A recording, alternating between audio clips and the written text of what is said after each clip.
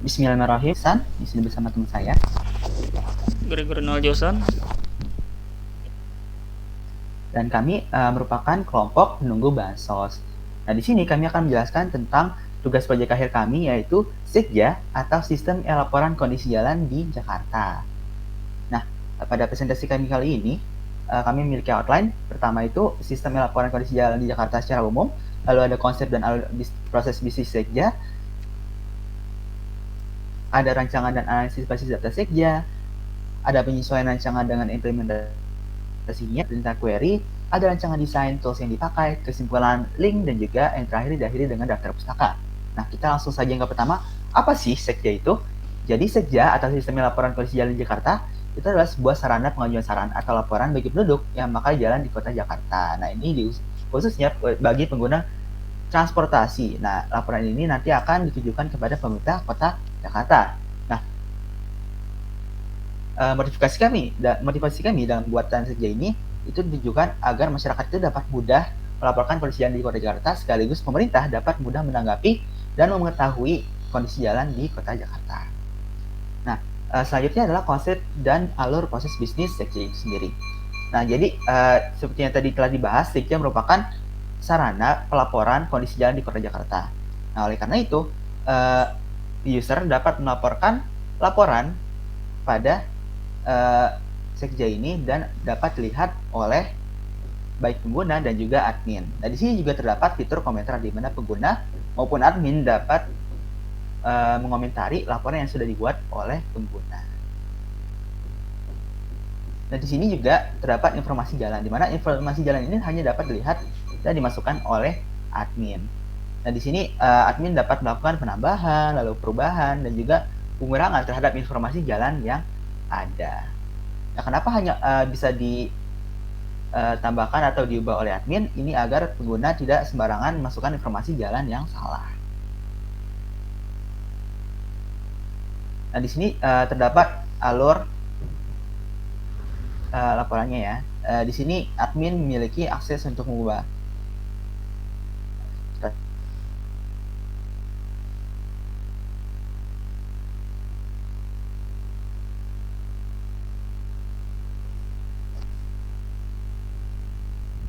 Lalu ya laporan, diagram yang telah kami buat.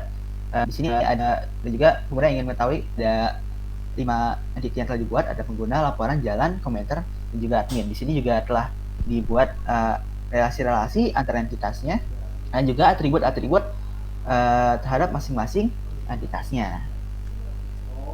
Di sini ada satu atribut tambahan untuk implementasi relasi M terhadap N untuk jalan sekitar. Nah, untuk entitas pertama itu ada entity user, di mana user merupakan entity yang berisikan informasi pengguna sistem yang menjadi penjamin bahwa laporan bersifat benar ya. Di sini ada atribut-atribut berupa user ID, ada nama depan, nama belakang, email, password, dan juga nomor kakak. Berikutnya ada entity admin, yaitu entity yang berisikan informasi dan kunci agar admin yang berasal dari pemerintah kota dapat mengakses laporannya. Di sini atributnya ada admin ID, ada nama depan, ada nama belakang, dan juga password. Berikutnya ada entity laporan, yaitu entity yang berisikan informasi tentang segala hal yang berkaitan dengan laporan. Di sini ada laporan ID, ada user ID, ada tanggal laporan, ada jalan ID, ada status, dan juga ada komentar atau pesannya. Lalu ada entity komentar, yaitu entitas yang berisikan komentar terhadap laporan yang disampaikan oleh user lain. Nah, di sini atributnya ada laporan ID, ada user ID, ada admin ID, ada tanggal komentar, dan juga isi komentarnya. Lalu ada entity jalan, yaitu entity yang berisikan informasi mengenai jalan yang bersangkutan. Di sini terdapat beberapa atribut, yaitu jalan ID, ada nama jalan, ada tipe jalan, ada kondisi trotoar, ada kondisi penerangan, ada kondisi jalan sekitar. Nah, untuk penjelasan masing-masing atribut pada entitas jalan terdapat pada slide ini. Oke, ada tipe jalan, ada kondisi trotoar, ada kondisi penerangan, dan juga kondisi jalan yang telah dibuatkan skalanya untuk mempermudah penambahan informasi. Nah, berikutnya ada relasi antar entitas. Di sini setiap entitas yang terhubung memiliki sifat hubungan berupa jumlah hubungan antar entitas. Nah, di sini yang pertama itu ada user laporan, yaitu one to many. satu user bisa membuat banyak laporan. Lalu laporan ke jalan ada many to one, di mana satu jalan dapat memiliki banyak laporan. Lalu ada jalan ke jalan, many to many, satu jalan dapat memiliki banyak jalan yang bersebelahan.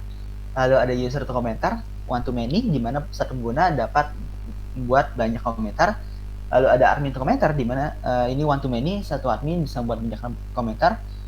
Dan yang terakhir itu adalah laporan to komentar, one to many, di mana satu laporan dapat memiliki banyak komentar.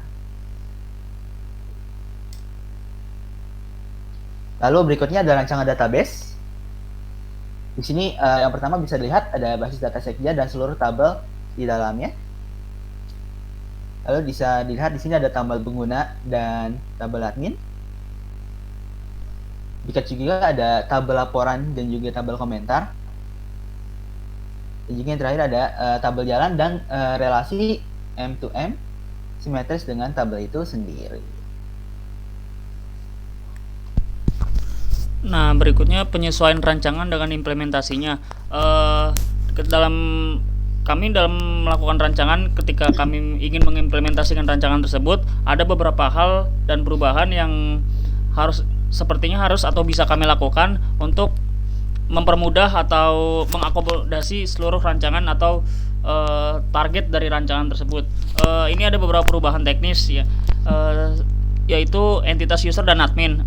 Di rencananya itu kan user dan admin itu dipisah, cuman dalam implementasinya itu kita pakai satu atribut aja, atribut user, cuman dipakai satu entitas aja, entitas user. Namun ada atribut baru tambahan namanya atribut status. Statusnya ini bisa mengandung dua nilai, itu antara pengguna atau admin. Untuk table many to many, untuk basis datanya langsung seperti Postgres atau SQLite itu harus diinisiasi table baru yang untuk bisa mengconnect satu table yang sama dengan dengan sifat many to many. Jadi untuk membuat sifat many to many itu ada, itu dibikin table baru yang mengakonekin dua foreign key tersebut. Untuk di Django itu sendiri kita nggak perlu bikin table baru seperti yang udah dibuat di Postgres sebelumnya, jadi cukup bikin satu atribut aja. Kemudian ada tampilan admin. Tampilan adminnya ini kami tidak perlu membuat banyak perubahan karena Django itu ada default setting admin yang tampilan dan fungsionalitasnya itu udah dikasih. Kemudian ada beberapa perubahan atribut lainnya seperti misalkan kayak varchar. Rencananya varchar itu kami pakai 256, cuman karena kami rasa kurang sebagai pesan jadi 500 sekian. Next.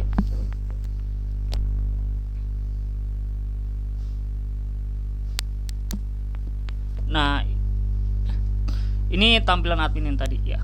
Terus implementasi SQL dan perintah query. Next.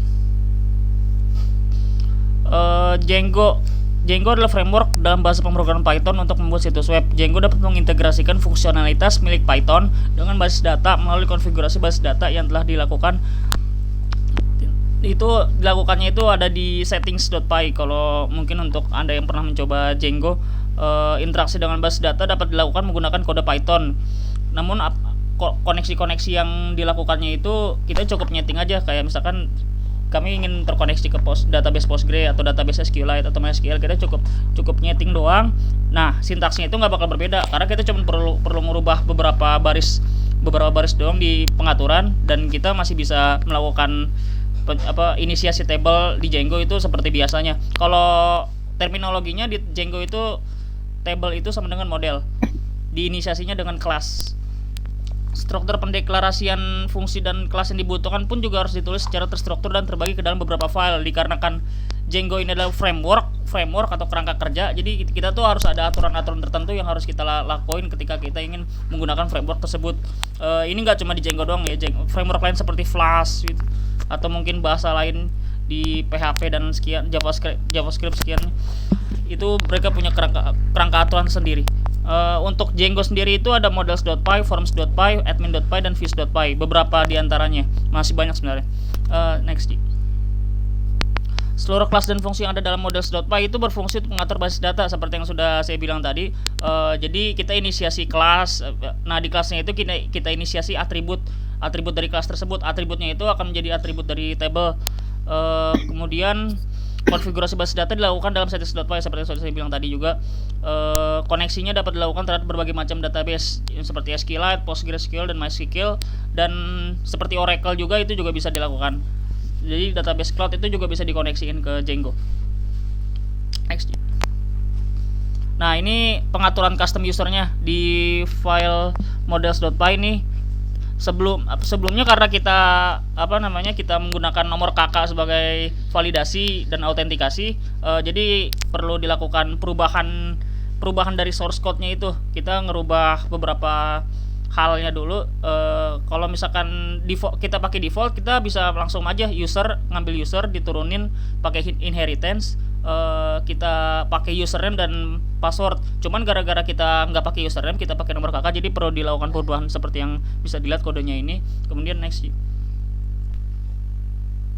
Nah, ini baru yang pengaturan usernya seperti yang bisa dilihat, ada nomor kakak, email, nama, kemudian status, kemudian ada inheritance, abstract base user, sama permission mix in. Ini dari atasnya, dari inheritance.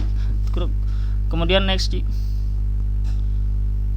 Nah, ini ada kelas jalan, terus inisiasinya, nama jalan, tipe jalan, kondisi trotoar, kondisi penerangan, kondisi jalan, kemudian ada jalan sekitar. Nah, yang saya bilang tadi kan kalau table many to many field itu kan harus diinisiasi table baru. Cuman kalau untuk di Django dia menyediakan format khusus untuk langsung ngeinisiasinya dari atribut, jadi nggak perlu dari table baru.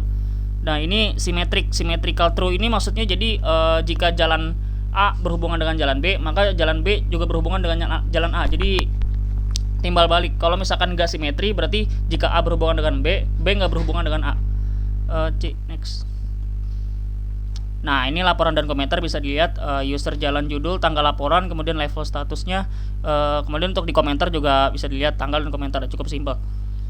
Next.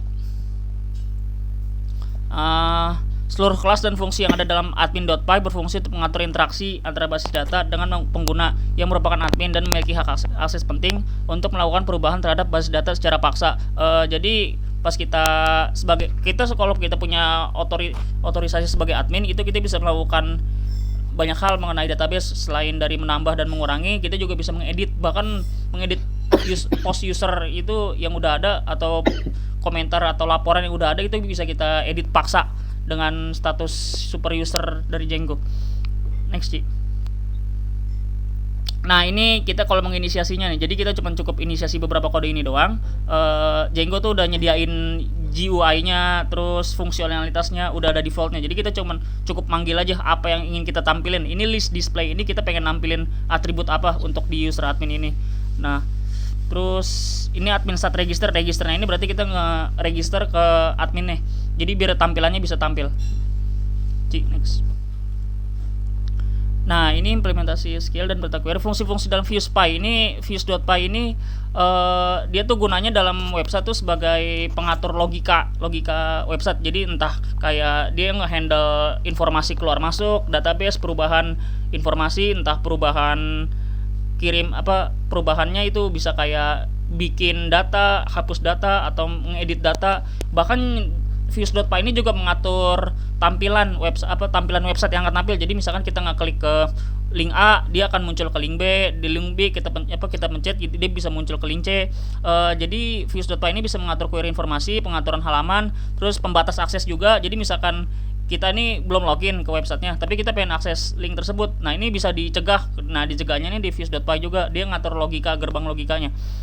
Penghubung halaman juga yang satu dengan halaman yang lain. Jadi misalkan kita ngeklik link, kayak ngeklik link YouTube dari Facebook, nah itu bisa diarahin sama Views.py. Next. Informasi yang diterima sebagai argumen untuk fungsi dalam Views.py itu bisa berupa input dari pengguna seperti form dari HTML, atau juga bisa dari JavaScript. Jadi JavaScript itu bisa ngasih argumen atau input yang bisa kita kirim agar bisa diterima sama Python. Jadi Python melalui Django sama JavaScript itu bisa berinteraksi atau berkoneksi sama satu sama lainnya. Next. Nah, ini fungsi-fungsi yang dipakai di dalam Views.py itu ada login yang tentu saja untuk login sesuai namanya, ada logout juga, kemudian register, kemudian ada index. Index ini buat nampilin tampilan website home homepage. Jadi pas kita masuk baru login, nah tampilan yang pertama ini indeks. Papan laporan ini untuk menampilkan halaman papan laporan. Laporan ini untuk menampilkan halaman laporan, satu laporan doang. Kalau buat laporan ini fungsi untuk membuat laporan. Jadi kita bikin basis data kita membuat data laporan terus dimasukkan ke database. Nah, kemudian jalan ini buat nampilin seluruh jalan yang udah ada di database. Next. Nah, baik, selanjutnya ada rancangan desain dari web kami ya di sini ya. Nah, di sini terdapat tampilan untuk menu login. Di sini loginnya itu terbagi dua menjadi login admin dan juga login user. Lalu ada menu register bagi user yang ingin daftarkan dirinya pada web ini, bisa ke menu register untuk nantinya dipakai pada menu login. Selanjutnya ada menu home, yaitu menu utama pada kami. Di sini terdapat apa itu sekja, lalu ada cerita tentang motivasi kami tentang pembuatan sekja, lalu ada arahan ke menu lainnya seperti papan laporan, data jalan, dan juga login dan register, dan juga buat laporan. Nah, lalu selanjutnya ada menu papan laporan. Di sini pengguna maupun admin bisa melihat laporan-laporan yang telah dimasukkan oleh pengguna.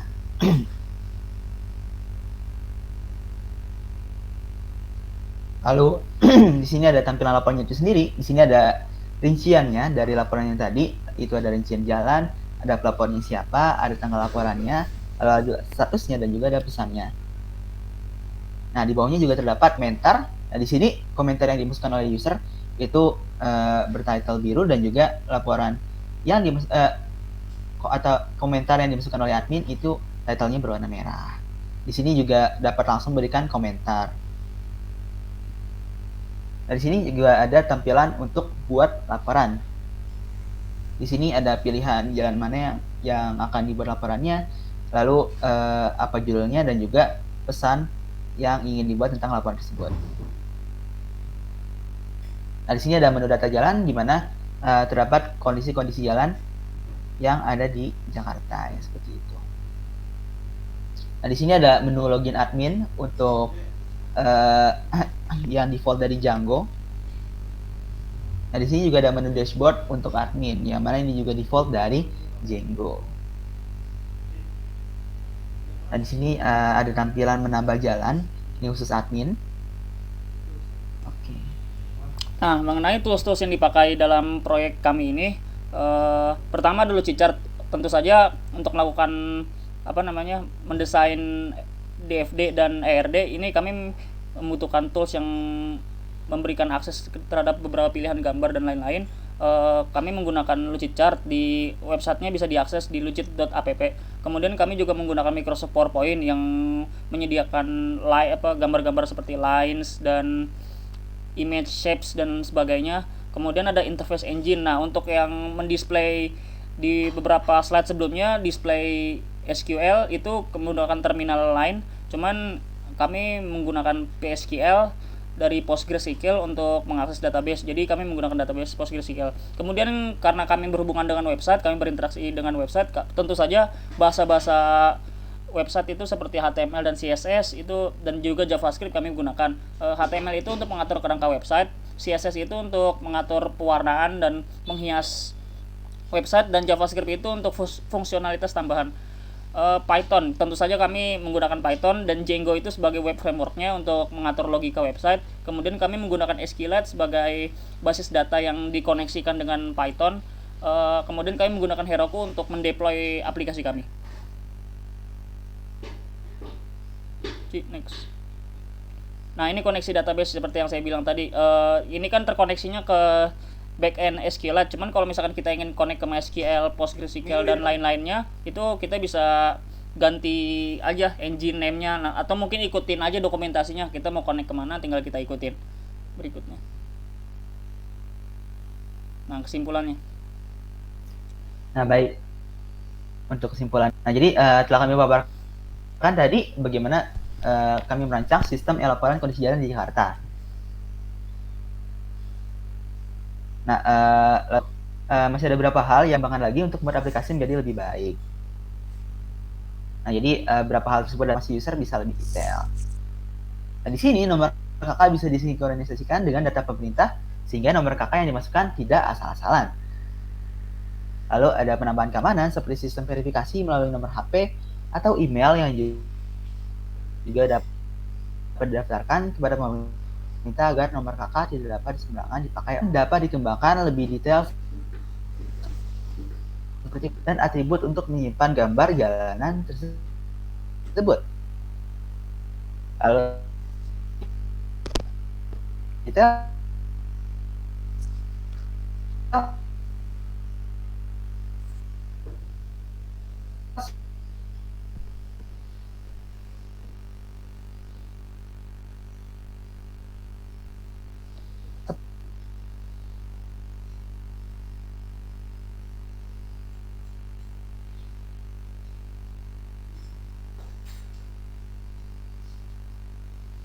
coba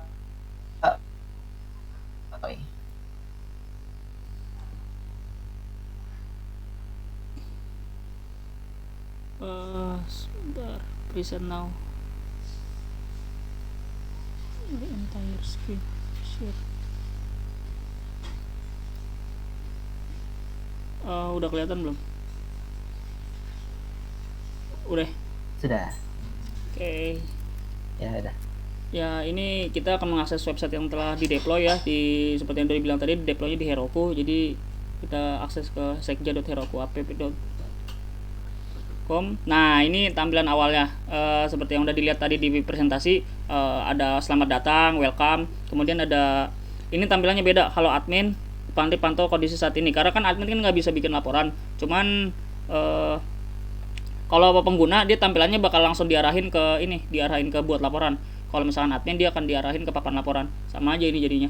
Kemudian ada apa itu sekja, lalu motivasi kami. Kemudian di bawahnya ini ada sekja, kelompok menunggu bansos. Kemudian di sini bisa dilihat ada logout. Kemudian halo Rino Grego, dan Rino Grego ini siapa? Merupakan admin. Kemudian kalau kita lihat papan laporan, nah ini bisa dilihat papan laporan semuanya. Ini semua laporan udah dibuat. Kemudian ada data jalan.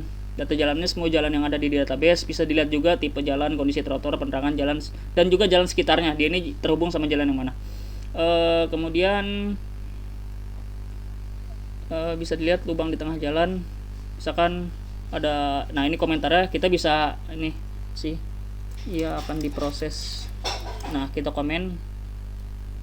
Nah kita sebagai admin, akun ini sebagai admin akan merah tulisannya karena sebagai penanda aja. Kemudian kalau kita coba login sebagai user,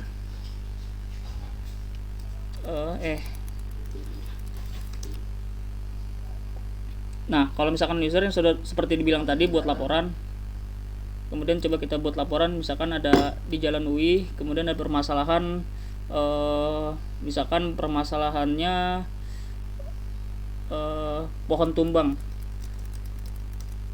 Kemudian pesannya ini ada pohon tumbang di depan FMIPA UI. Nah kita buat laporannya. Nah akan muncul di pertama ini, dia akan langsung muncul. Kita bisa ini, tolong ya, kita bikin komentar. Nah ini, nah berikutnya ini ada tampilan admin ya kan. Admin dia bisa mengakses data jalan. Kemudian kita pergi ke link ini, kemudian kita login sebagai admin.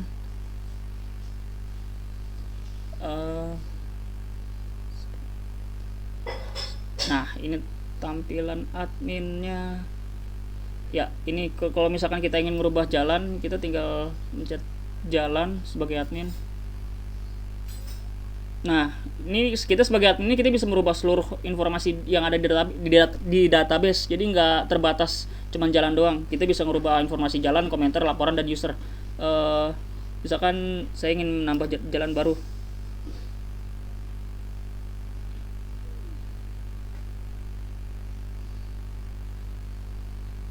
nah misalkan nama jalannya jalan uji, kemudian tipe jalannya asalin semua. Nah terus terkoneksinya sama jalan Pantai Ancol sama jalan UI 2. Kemudian save. Nah udah nongol. Mari kita lihat di data jalan. Sebenarnya udah pasti nongol.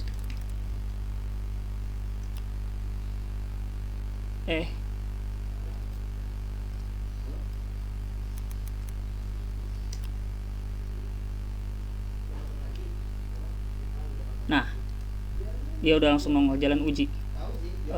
Ya sekian presentasi dari proyek akhir kami. Lebihnya mohon maaf. Ya. Wassalamualaikum Assalamualaikum warahmatullahi wabarakatuh.